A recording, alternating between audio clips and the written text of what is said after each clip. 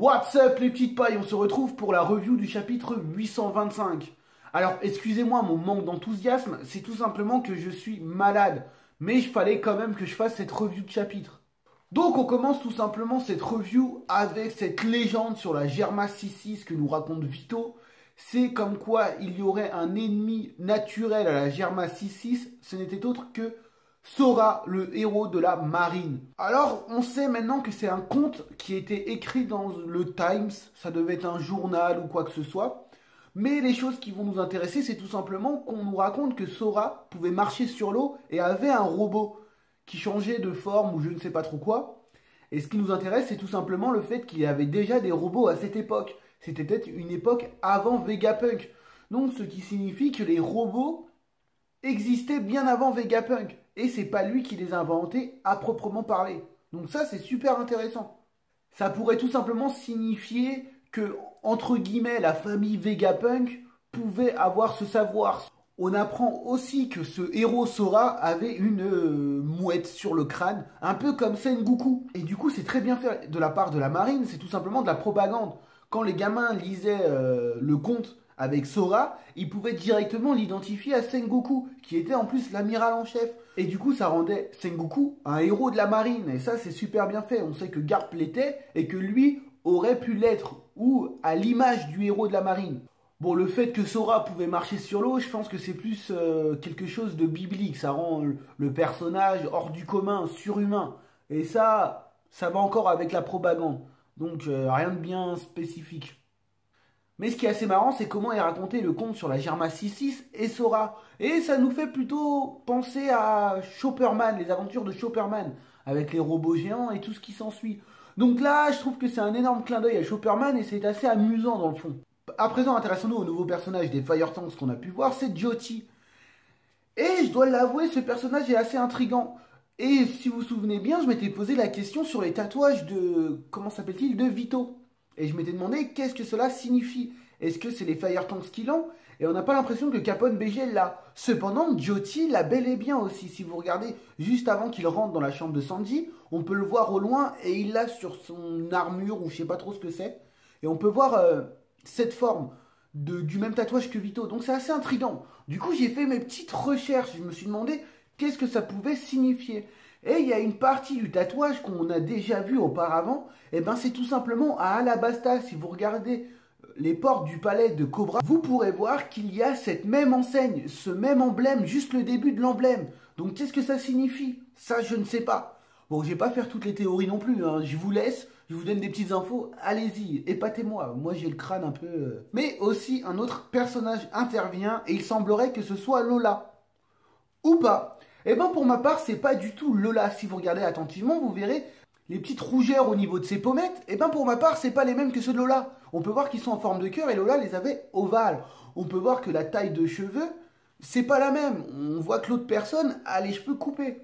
Mais aussi que Lola avait une dent en moins et que celle-ci a toutes ses dents. Donc vous allez me dire que le chara-design d'un personnage peut changer en 2 ans. Et je suis tout à fait d'accord. Mais je vous invite tout simplement à aller voir la couverture du chapitre 654, où on voit tout simplement Lola, qui est en plus à Water 7 à ce moment-là, et qui prend un verre avec les sœurs, je ne sais plus leur nom. Mais on peut voir que le chara-design de Lola n'a pas changé en 2 ans. Alors pourquoi il aurait changé tout d'un coup? Je pense pour ma part que c'est pas du tout Lola. Et souvenez-vous de ma théorie sur Big Mom. Je vous avais dit que Big Mom avait sans doute le pouvoir de donner vie aux objets. Et imaginez une seule seconde que dans la team Big Mom, il y en a un qui peut façonner des statuettes en argile. Big Mom n'aura juste à mettre son pouvoir et du coup les statuettes se mettent à vivre. Et du coup toutes les filles de Big Mom pourraient être calquées sur un même personnage en fait. Et je ne sais pas, Big Mom pourrait avoir eu une sœur et du coup Pudding entre guillemets est la représentation de sa sœur à plusieurs reprises. Et Lola est la représentation d'elle-même étant jeune ou je ne sais pas trop quoi, j'imagine un truc. Et fait amusant, ce pouvoir, si c'est bien celui de Big Mom, vous pourrez remarquer qu'il est assez semblable au duo de Mr. 3, ouais c'est Mr. 3, Mr. 3, et Miss Golden Week. On peut tout simplement voir que Mr. 3 pouvait tout simplement construire des statuettes, et Miss Golden Week n'avait juste qu'à les peindre. Donc c'est assez semblable. Je vous réinvite à revoir ma théorie sur Pudding et Miss Golden Week. Alors, avec les derniers chapitres, ça me donne plus ou moins tort, mais maintenant, je suis en train de me poser véritablement les questions. Et ce qu'on peut voir aussi avec le dialogue entre Sanji et Vito, c'est qu'il y a un truc assez incohérent. On apprend avec le baron Tamago que la Germa 66 a déjà rejoint les rangs de Big Mom. Cependant, Vito n'en a jamais vu de sa vie. Et là, c'est assez bizarre. Donc ça voudrait dire que officieusement, ils sont avec eux, mais officiellement, il n'y a jamais eu de rencontre. Donc c'est juste sur le papier comme quoi ils vont se marier et du coup faire une alliance. Mais le fait qu'ils se sont jamais rencontrés, c'est assez bizarre. De plus, Sanji n'a aucune pression, il est traité comme un prince. Donc on suppose que même Big Mom elle-même ne peut pas mettre une pression sur la Germa 66. Bon, on continue tout simplement avec la clique Luffy. On apprend que ceux-là sont un peu dans la merde et qu'ils meurent de faim. Luffy se fait intoxiquer. On se rend compte aussi qu'ils ont rejoint enfin le territoire de Big Mom. Je vous avais déjà dit dans ma vidéo précédente qu'ils pouvaient avoir tout simplement des radars sous l'eau. Et il y a bel et bien des radars sous l'eau. Donc on ne peut pas utiliser les sous-marins ou quoi que ce soit. C'est véritablement assez intelligent en plus. Et pour finir, on rencontre enfin la Germa 66. Et bien si vous vous souvenez de Thriller Bark, on peut voir une ombre à la fin. Et on peut voir deux yeux. C'est assez similaire avec le bateau de la Germa 66. Cependant, au niveau de la taille, ça ne correspond pas vraiment. Car si je me souviens bien, l'ombre était bien plus grande que l'île Thriller Bark. Donc ça voudrait dire tout simplement qu'il y a un énorme bateau. Mais on peut penser aussi que la Germa 66 qu'on a vue, c'est tout simplement un petit bateau qui fait partie d'une flotte plus grosse. Et pour finir, on voit enfin le personnage final. Alors, il semblerait que ce soit l'un des frères de Sanji. Ou pas. Imaginez une seule seconde, comme ma théorie précédente, que je vous avais dit que Big Mom avait le pouvoir de donner vie à certains objets. Et imaginez qu'ils ont fait une statuette en argile de Sanji et le fait de son sourcil inversé, on peut penser que c'est Sanji. En plus, ça ressemble énormément à Sanji.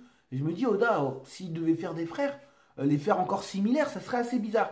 Et on peut penser que justement, Big Mom a créé déjà un personnage. En plus, c'est la Germa 66 qui vient à la rencontre de Luffy une fois qu'ils se font détecter. Donc on pourrait penser que c'est bel et bien Big Mom qui a créé une statuette de Sanji. Pourquoi pas? C'est encore que des théories. Il faut imaginer toutes les possibilités. Il ne faut pas se fermer sur une seule et unique chose. Sinon, ça ne sert à rien de continuer One Piece. Donc pour conclure, les robots existaient peut-être bel et bien avant Vegapunk, donc ce savoir est quelque chose de bien plus ancien. Les histoires de la Germa 66 pourraient tout simplement être un clin d'œil aux aventures de Chopperman, que je trouverais ça assez amusant. Jyoti et Vito ont le même emblème, qu'est-ce que ça signifie? Y a-t-il un rapport avec Alabasta? Le personnage qu'on voit sur le bateau de Big Mom n'est pas Lola, et j'en mettrai ma main au feu. Ah, elle va me manquer. Tout ce qu'on voit depuis un moment pourrait tout simplement certifier ma théorie comme quoi Big Mom a le pouvoir de donner vie aux objets. Et l'ombre qu'on voit à Thriller Bark pourrait tout simplement être une partie de la flotte de la Germa 66. Et là on comprendrait comment le lien entre Big Mom et la Germa 66 s'est fait. Elle se serait fait tout simplement par l'intermédiaire de Lola. Et pour finir, le personnage qu'on voit sur le bateau de la Germa 66 pourrait tout simplement être une statuette, une pâle copie de Sanji. Un chapitre fort intéressant. Bon, Oda nous joue le truc de la carotte, hein. On en veut plus, et là avec la Golden Week, il a très bien fait son truc, hein. Question marketing, il n'y a pas mieux. Donc voilà pour ma review, j'espère que vous avez apprécié. Donc vous connaissez à présent la musique, likez, partagez, commentez, et surtout abonnez-vous. On se retrouve pour de nouvelles vidéos. Bon allez, ciao les petites pailles!